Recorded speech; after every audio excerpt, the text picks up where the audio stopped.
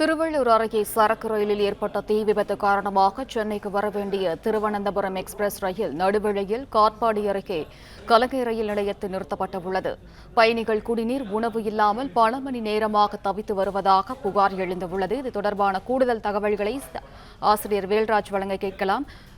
Sir வணக்கம் sir, விவரங்களை நீங்க பதிவு பண்ணல.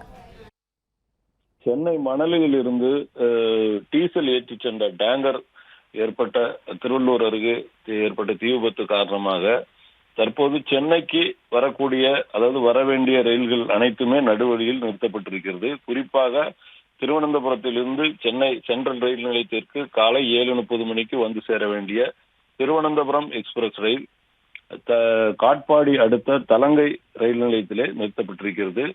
அங்கு ஏராளமான பயணிகள், அதாவது காலை உணவோ இல்ல தண்ணீர் வசதியோ எதுவும் இன்றி நீண்ட நேரமாக தவித்து வந்தனர். இந்த நிலையில் அங்கிருந்து எலக்ட்ரிக் ட்ரெயின், ஒரு மின்சார ரயில் ஒன்றை ஏற்பாடு செய்து சற்று முன்னதாக அங்கிருந்த பயணிகள் எல்லாரும் அதில் ஏற்றி அரக்கோணம் ரயில் நிலையம் கொண்டு செல்லப்பட்டிருப்பதாக தற்போது தகவல் வெளியாகி இருக்கிறது.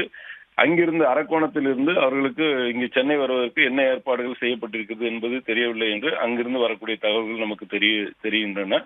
அதே நேரத்தில் இது திருவனந்தபுரம் ரயில் மட்டுமல்லாது அதற்கு முன்னதாக சேரன் மற்றும் இன்னும் 2 எக்ஸ்பிரஸ் ரயில்கள் அங்கே இருப்பதாகவும் அந்த ரயில்களில் உள்ள பயணிகளையும் மின்சார ரயில் மூலமாக அரக்கோணம் ரயில் நிலையம் அழைத்து சென்று அங்கிருந்து சென்னைக்கு கல்லூரி பேருந்துகள் மூலமாக அனுப்பி வைக்க தேவையான நடவடிக்கை மேற்கொண்டு வருவதாகவும் ரயில்வே துறையினர் தெரிவித்திருக்கின்றனர். விவரங்களை வழங்கிய செய்தி ஆசிரியர் அவர்களுக்கு நன்றி. பிளே ஸ்டோர் மற்றும் ஆப் ஸ்டோரில் இருந்து பாலிமர் செயலியை QR கோடு மூலம் பதிவிறக்கம் செய்யுங்கள். செய்திகளை உடனுக்குடன் பெறுங்கள்.